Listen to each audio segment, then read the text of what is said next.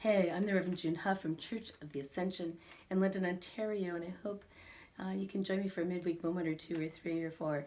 Anyway, here's what I've been doing during COVID is, when I've had time, is I've been watching a lot of Netflix, and I know you've been watching a lot of Netflix, and especially some documentaries. And what I've really gotten caught into is the ones that are big reveals.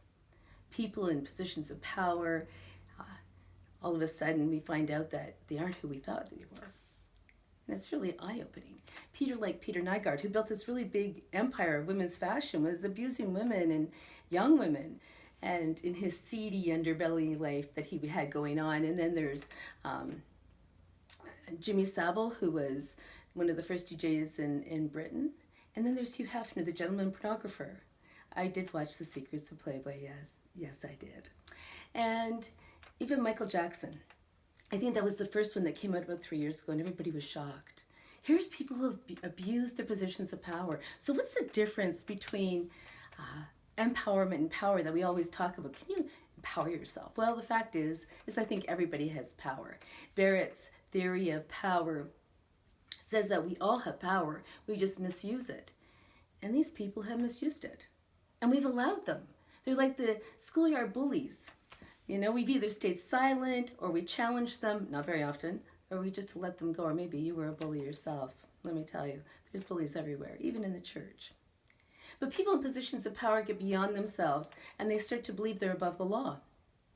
All of those people started to believe they're above the law and that they deserved the extra attention they had. But if we're all powerful, we all have means to challenge these powerful people. And we all have heard that other people knew things were going on, but they didn't say anything. They didn't use their power. And when they didn't use their power, there were more victims. When we stay silent, that kind of corruption continues, and that kind of sexual misconduct continues. We're called to speak up. And it may be difficult. Jesus did it all the time. He challenged Roman authorities. He challenged the church authorities that were corrupt, and he encouraged people to claim their own power. We each have power. Yeah, I know Jesus got crucified and nobody wants to risk their life, and I'm so totally with you on that one. But if we don't speak up, we allow the rich, the powerful, and the corrupt to be in charge. And we create more victims.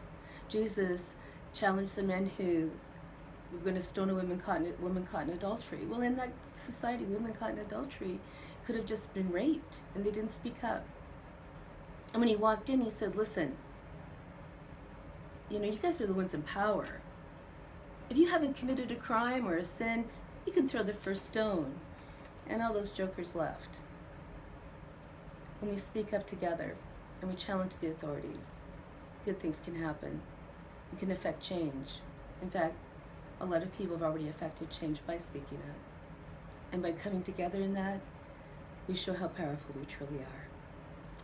Have a good week and go exercise your power. Amen.